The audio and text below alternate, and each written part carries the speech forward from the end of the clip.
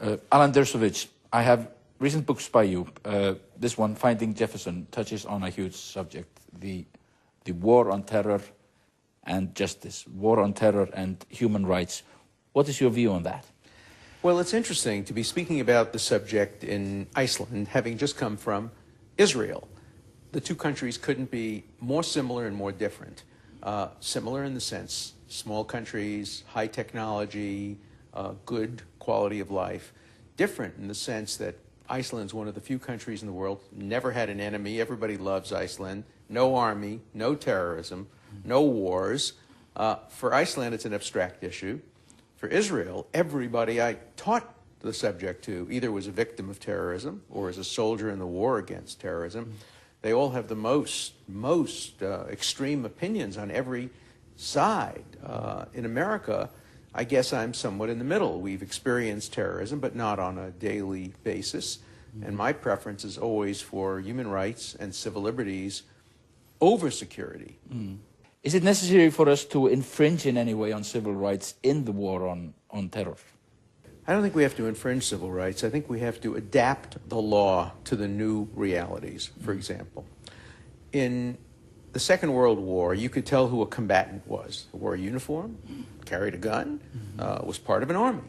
Today, you can't tell who a combatant is. They are civilians. They merge into the population. At night, they sleep at home. During the day, they go out and they send rockets or suicide terrorists. So we have to change the definition of what is a combatant and what is a terrorist. Is that an infringement? I don't think so. I think it's an adaptation of the law to the new realities of the way terrorists fight wars. But what about torture? What about Guantanamo? I think Guantanamo is completely wrong and unjustified because I never approve of any black holes in the law. Anywhere where the law doesn't operate is inconsistent with democracy. So the law has to follow anything that any government does. I myself am personally opposed to torture under all circumstances, but I recognize it's happening. It's happening in America. It's happening in Egypt and Jordan. It happened in England. It happened in Israel. It happens in every democracy. If there's ever a ticking bomb situation, whether it be a nuclear weapon or chemical weapon or biological weapon, and somebody is captured and could stop that from happening, they will be tortured. So my question is, if it's going to happen, is it better to let it happen beneath the radar, under the law, or is it better to make the law cover even something as extreme as non-lethal torture? And I think you never should do anything in a democracy unless you're prepared to justify it by law. So what you're really talking about is officially sanctioned torture? I'm talking about myself opposing torture, but if it's going to happen, I'd rather see it constrained by the law, saying it can't happen unless you have proof to a certainty, ticking bomb, massive potential casualties. Let me give you an example. Let's assume an airplane was flying toward the Empire State Building in New York, and somebody had half an hour to make the decision. It had been hijacked, and it would crash into the building. Somebody has to make the decision to shoot down that airplane and kill 300 people. That's horrible. It's much worse than torture. But I wouldn't want that decision to be made just by some low-ranking Army official. I would want the President of the United States or the Secretary of Defense to legitimate that. So if he made a mistake, we know who's responsible. Some people would say that the whole concept of the war on terror has been overblown. It has been. It has been. Certainly in the United States it has been, because we've had one major foreign terrorist attack. We've had a few domestic terrorist attacks, the one in Oklahoma City.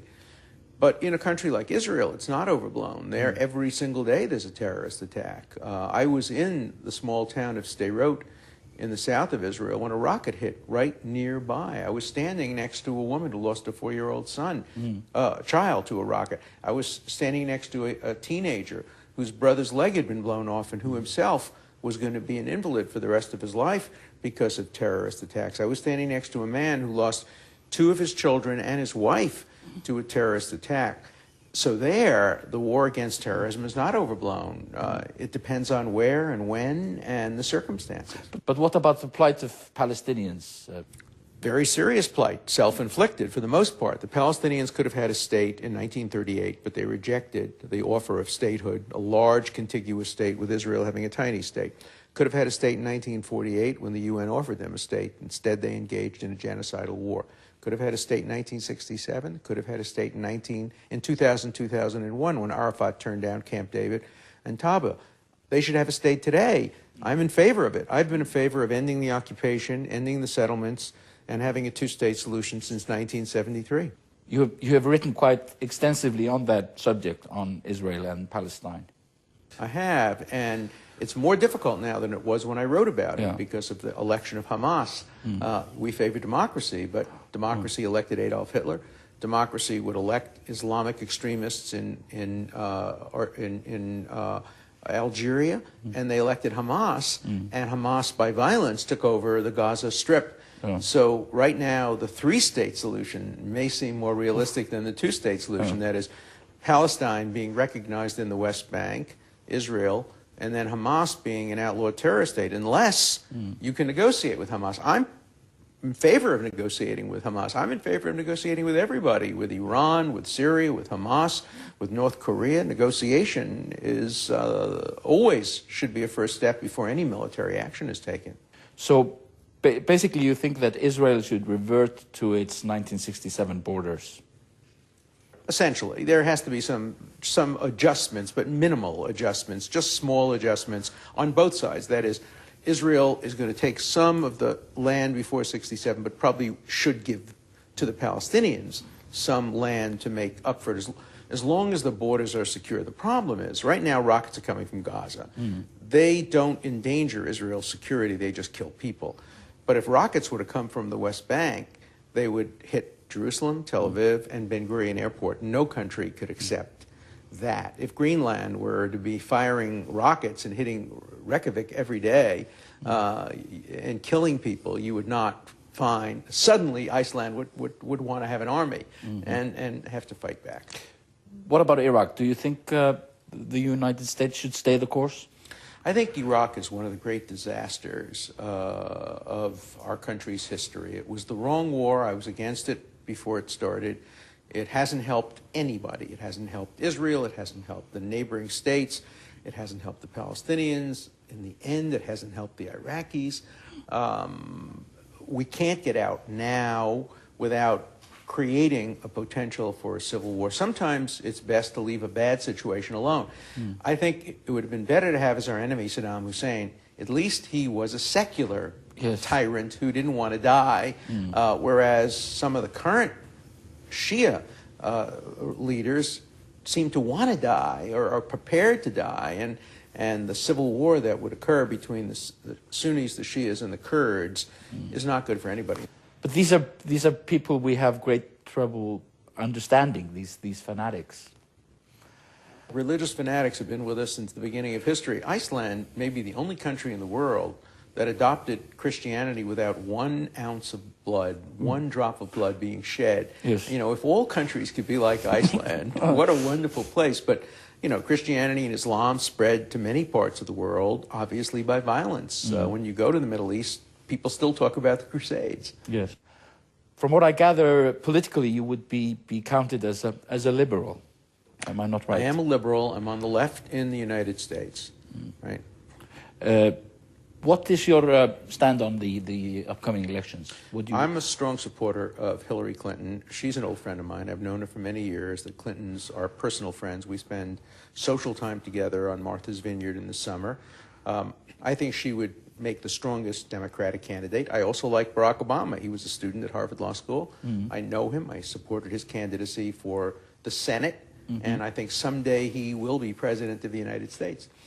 Do you think he will win the election? I think if I had to make a prediction now, that he's ahead in the nomination, but I think he would probably lose the election to McCain if I had to make a prediction right now. That's realistic, but that's not what you want. That's not what I want. Is there a possibility that you yourself will be nominated as a judge on the Supreme Court? No, I'm too controversial. I'm too opinionated.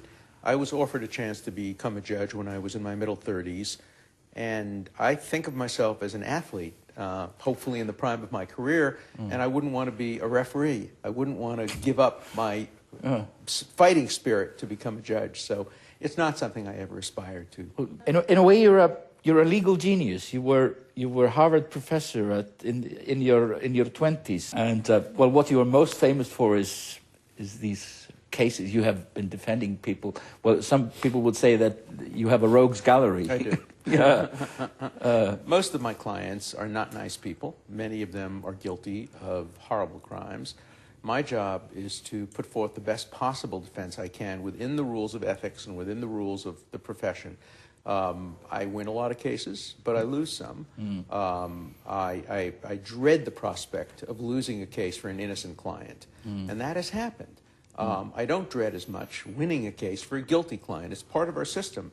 Better 10 guilty go free than one innocent be wrongly convicted. But it's not part of our system to lose a case on behalf of an innocent client. You take oaths on the Bible or whatever. So this, in a way, this is in a gray area, isn't it?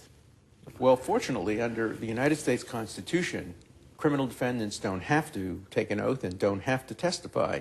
And none of my clients, as far as I can remember, has ever testified. Because I would never put a lying witness on the stand. I would never allow a guilty defendant to raise his hand and say, I'm not guilty. I'll defend him by challenging the government's evidence, but I would never let my own client swear to his innocence if I believed he was guilty. But what is your basic view on justice? From what I've seen, you seem to think that justice doesn't come very naturally to human beings. We have to work for justice. We are animals. We kill. So we have to struggle to find justice. Well, the Bible says, justice, justice must you pursue. It's not a static situation. It's always changing. And the quest for justice never stands still. Human beings don't have an instinct or a gene for justice. If human beings didn't have law, they would be unjust and would do terrible things to each other. It's not part of human nature to be just, I believe. It's something that has to be imposed. And again, Iceland is a wonderful country. It had one of the first parliaments, one of the first attempts to impose the rule of law, and it's a country with so little crime that I wonder how you can keep so many lawyers busy. Yeah. So are you a pessimist then? No, I'm not a pessimist. I'm a realist. The law has worked to keep people from having their worst nature manifest itself. It doesn't work for everybody. No. Look, my friend and my former student, Elliot Spitzer, who was one of the most prominent lawyers and politicians in the United States, could have been the president, wasn't deterred by the law. He allowed himself to think not with his brain, but with another part of his body, and did terrible things to his family, his children, his political party, and his career. So the law doesn't always work, even with the smartest people. Yes. You have defended a lot of, well, bad people. This could be described as a rogues gallery, really. O.J. Simpson, Klaus von Bülow, Patty Hearst, Mike Tyson.